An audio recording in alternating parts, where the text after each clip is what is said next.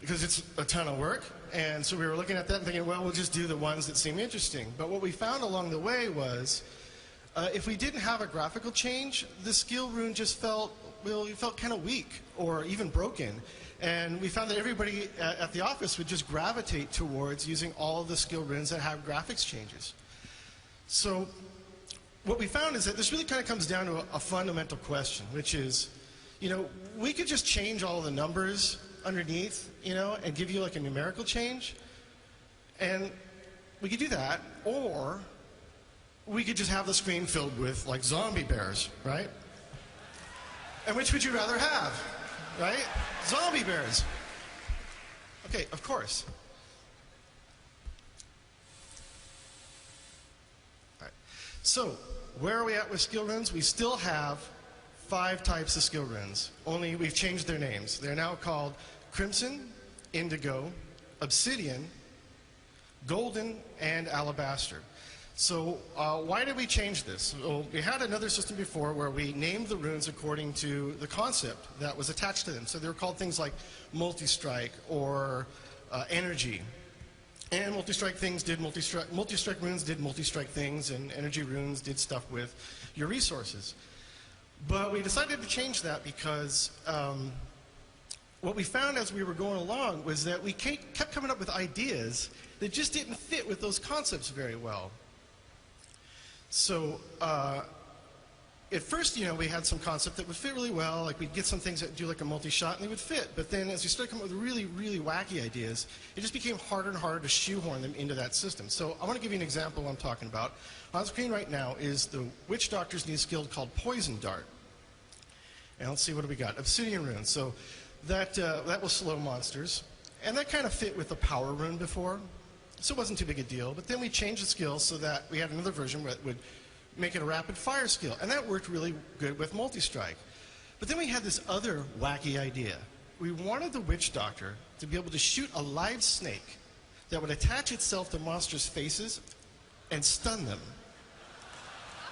Where does that fit? It doesn't fit anywhere, right? So the answer was, okay, let's just change the names of the runes. Then we can come up with as many wacky ideas like that as we want, and we just put them wherever we want, and it works. So next, runes now have ranks. There are 7 ranks. They increase as you progress through the game. Now, what do ranks do for runes? Here's what they do. They take whatever the rune does to a particular skill, and they just take that attribute and they make it extreme. Okay? So the easiest way to really get an understanding of how this works is to look at a skill and just see how the rune ranks change that skill. So we're going to look at Wizard's Magic Missile. You've seen this before probably. Here it is, unruned. It shoots 1 missile per cast. But then we're going to put an Indigo rune in it, rank 1. And now it shoots 2 missiles per cast. Now here's rank 7. You're going to need that in hell. So that brings us up to speed with what we've done with runes. And so I thought it would be a really good idea to just give you some examples of what kinds of things runes can do to skills by looking at some of the ones that we've designed. So here we have skill for the barbarian called Weapon Throw. It allows him just to throw a big weapon. This is the Crimson rune. It just adds more damage, makes it kind of a one-shot skill. And then we have another one that allows you to throw a hammer that stuns characters, which is great for PvP. Then we have another one that will cause confusion, which is a good crowd control version. And then we have one that ricochets for AoE. And then finally, we thought it'd be really cool to have an ability for the barbarian to throw a corpse. Because corpses are cool. So next up we have the wizard.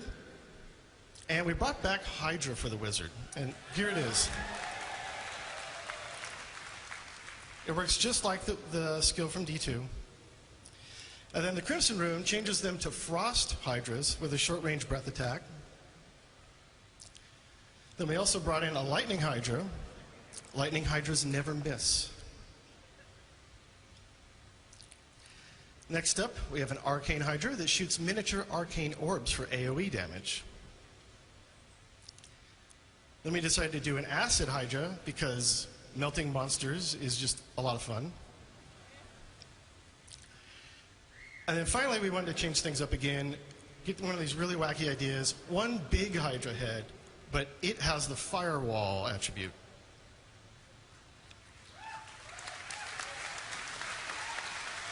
Yeah.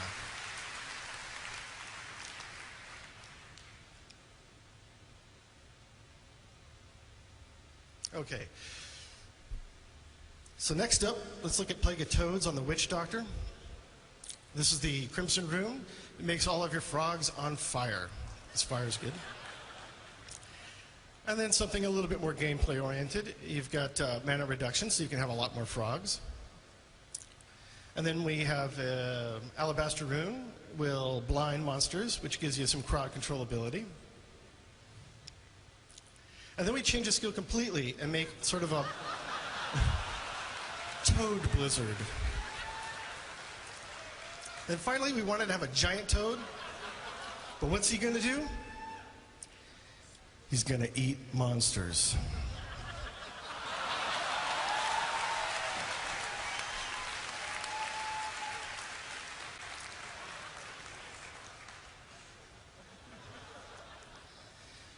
And he digests them, but he doesn't digest the loot, because that would not be so much fun.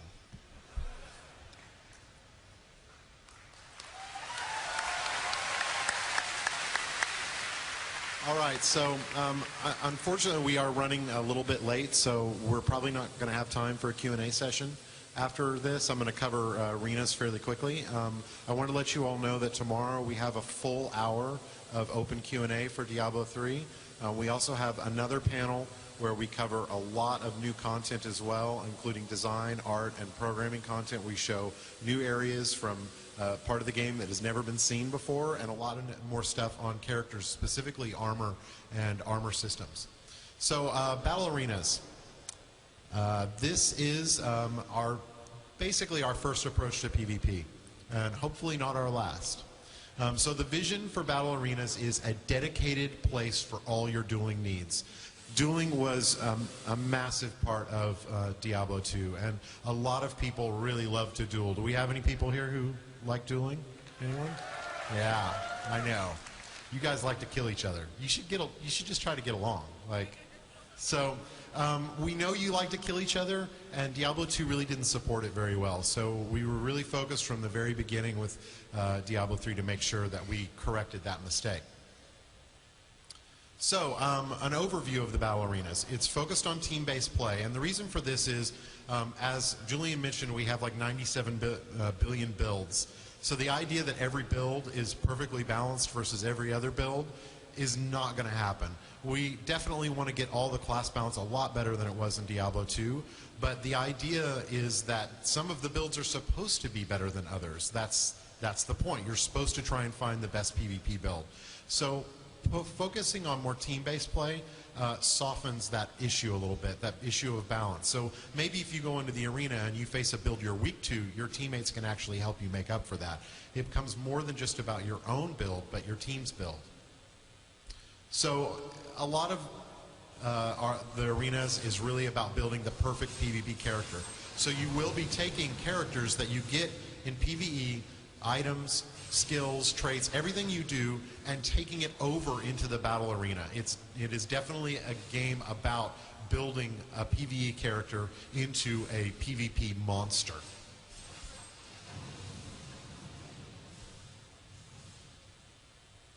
So there's lots of cool abilities. Here's the Witch Doctor and Wizard to show off a bunch. We got some zombie bears in there. That's a crowd favorite. Blizzard, which is a great crowd control and attack spell. Teleport, which the Wizard uses in just a second. Meteor. There's a lot of awesome skills, and a lot of them work great across both PvE and PvP. And some of them are designed specifically for PvP. If you go, and if you've ever looked at any of the skills that we've shown in the previous Blizzcon and gone, I don't know how I'd use that in PvE. It actually might be a PvP skill because several of them we specifically focus for there. So the PvE game has a lot of control in it. There's lots of freezing enemies and stomping on the ground and stunning everything. But we didn't want the PvP game to be all about crowd control, where you would basically be sitting around waiting for the opportunity to move. So a big part of our PvP design is all about counters. Counters that break you out of any kind of crowd control. So here we have the Witch Doctors using Horrify to fear the Barbarian, and the Barbarian is using Ignore Pain to break out of that. And there's also just tons of cool tricks. For example, we can teleport, freeze, meteor, bye-bye.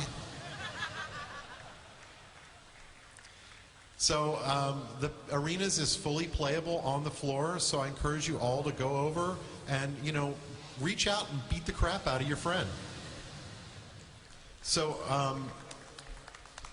we set up a round mechanic, and essentially the goal of this is when we played the game, one round was never enough. We would see what our other team was, but we wouldn't have a chance to react to that. So the game is played as a best 2 out of 3 or 3 out of 5. We haven't figured out exactly what the great round count is, but we're going to be working on that, and we'd appreciate feedback on that.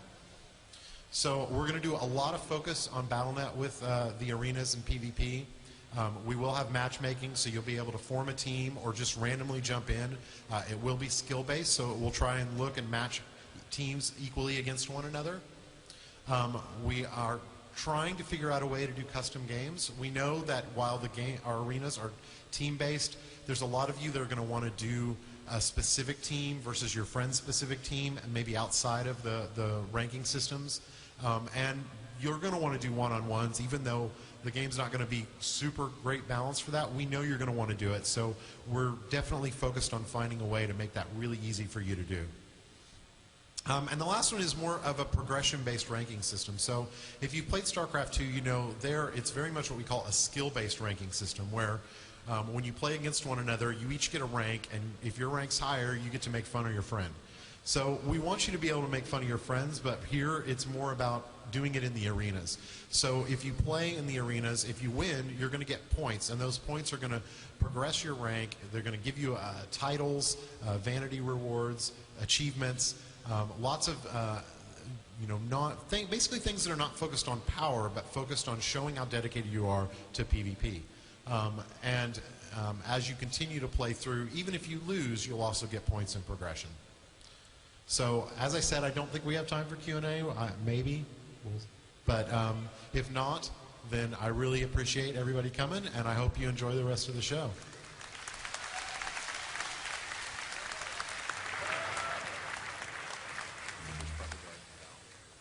For attending the Diablo 3.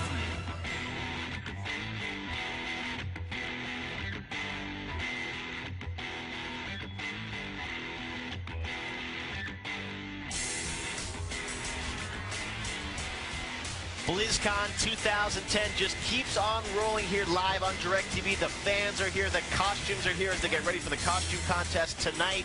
And of course, there's lots of gameplay for Diablo.